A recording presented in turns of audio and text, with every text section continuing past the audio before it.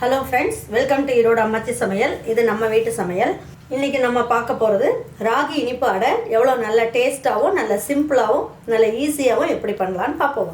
நம்மளோட சேனல்ல சப்ஸ்கிரைப் பண்ணாதவங்க சப்ஸ்கிரைப் பண்ணிக்கங்க. சமையல் குறிப்புகள்லாம் உடனே உங்களுக்கு வேணும்னு நினைச்சீங்கன்னா பக்கத்துல இருக்க பெல் பட்டனை அழுத்தி வச்சுக்கோங்க. அப்படியே Facebook, Instagram, ஷேர் சாட்டை ஃபாலோ பண்ண மறந்துடாதீங்க. இப்போ 2 கப் அளவுக்கு ராகி மாவு எடுத்து வச்சிருக்கேன். இப்போ அளந்து அதை போட்டுக்கலாம். இப்போ அதை நல்லா ஜலிச்சிட்டு எடுத்து வச்சுக்கோங்க. பாருங்க 2 கப் அளவுக்கு இதில் எடுத்துக்கலாம். மெஷர்மெண்ட் கப்பில் 2 கப்பு. அப்படி இல்லைன்னா கிராம் கணக்குன்னு பார்த்தீங்கன்னா 200 கிராம் அளவுக்கு ராகி மாவு. வெல்லம் அப்படின்னு பார்த்தீங்கன்னா 150 கிராம் அளவுக்கு வெல்லம் எடுத்துக்கலாம். அப்படி இல்லைன்னா மெஷர்மெண்ட் கப்பில் இடிச்சிட்டு 1 கப் அளவுக்கு எடுத்துக்கோங்க. இதை பாகு மாதிரி காய்ச்சிட்டு அதில் ஊற்றிக்கலாம். அப்போ நமக்கு அடை செய்யும் போது நல்லா வரும். பாருங்கள், இந்த வெல்லத்தை நல்லா இடித்து வச்சுருக்கேன்.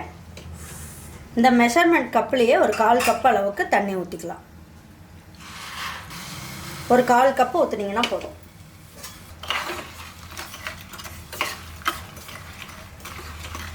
ரொம்ப கம்பி பாகாலாம் வரணும்னு அவசியம் கிடையாது. இது நல்லா கொதிச்சா மட்டும் போதும்.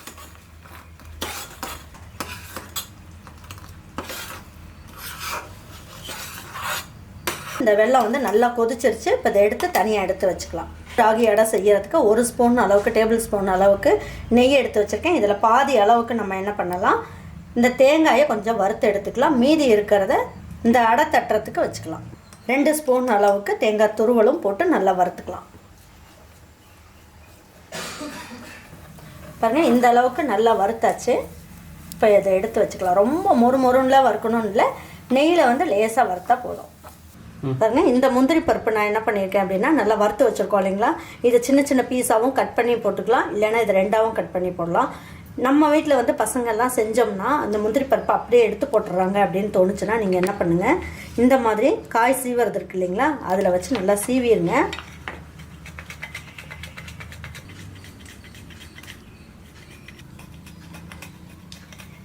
பாருங்கள், இப்போ நான் 2 முந்திரி பருப்பு தான் திருவுனது பார்த்திங்கன்னா இவ்வளோ இருக்குது. மீதி இருக்கிறதையும் இதே மாதிரி துருவி எடுத்து வச்சுக்கலாம். 1 பிஞ்ச் அளவுக்கு உப்பு மட்டும் போட்டுக்குவோம். நல்லா கலந்துக்கலாம். 1/2 கப் அளவுக்கு நம்ம என்ன பண்ணியிருக்கோம், சுடுதண்ணி, கை பொறுக்கிற அளவுக்கு சுடுதண்ணியை லேசாக இந்த மாதிரி தொளிச்சு பிணைஞ்சிக்கங்க. அப்போ ராகி மாவு இதுலேயே கொஞ்சம் வெந்துடும். கொஞ்சம் லேசாக அப்படி ஊற்றுனீங்கன்னா போதும். ஊற்றி எல்லா பக்கமும் இந்த தண்ணி நல்லா படுற மாதிரி நல்லா பெரட்டிக்குங்க. 1/2 கப் அளவுக்கு தண்ணியை நான் எல்லாமே தாராளமாக அதில் ஊற்றிட்டேன். போட்டு நல்லா இந்த மாதிரி பிணைஞ்சிக்கலாம். வெள்ளை பாகு இருக்கு இல்லைங்களா, அதை இதில் ஊற்றிக்கலாம். கொஞ்சம் கொஞ்சமாக ஊற்றிக்கிட்டு கிண்டிக்கங்க.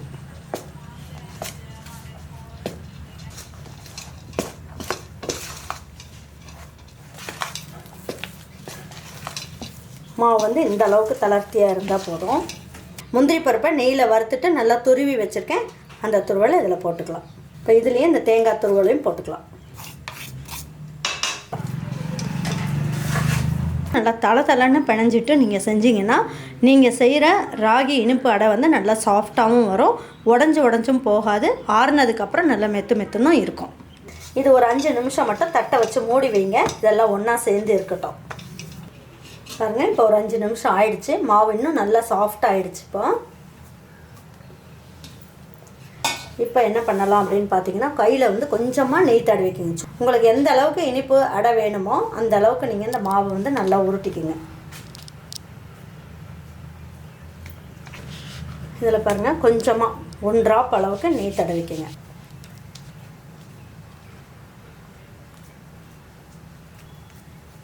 எல்லா பக்கமும் ஒரே மாதிரி இருக்க மாதிரி நல்லா இந்த கையை வச்சு இந்த 3 விரலை வச்சு நல்லா இந்த மாதிரி தட்டிக்கங்க. இந்த துருவின இந்த முந்திரி பருப்பையும் கொஞ்சமாக போட்டுக்கலாம்.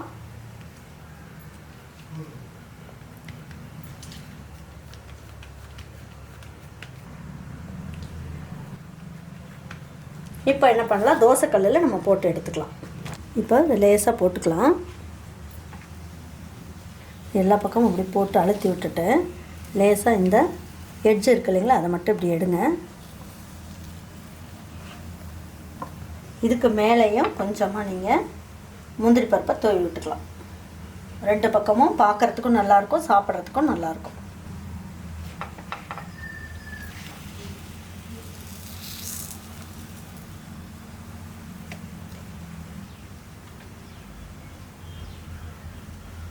உங்களுக்கு எண்ணெய் வேணாலும் போட்டுக்கலாம், நெய் வேணாலும் போட்டுக்கலாம். நான் 1 டேபிள் ஸ்பூன் எடுத்ததில் இந்த மாவு வந்து நல்லா தட்டி விடுறதுக்காக வச்சுருக்கேன். இதில் கொஞ்சமாக எடுத்து இதுலேயும் ஊற்றிக்கலாம். ஒரு பக்கம் நல்லா வெந்திருக்கும். இப்போ திருப்பி போட்டுக்கலாம்.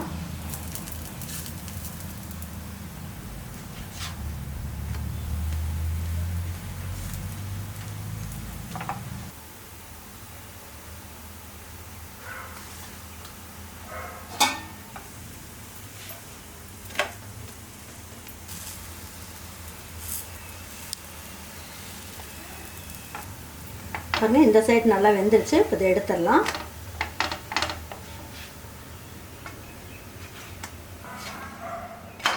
பாருங்க, 2 பக்கமும் நல்லா வெந்துருச்சு. இப்போ இதை எடுத்து வச்சு பரிமாறிக்கலாம்.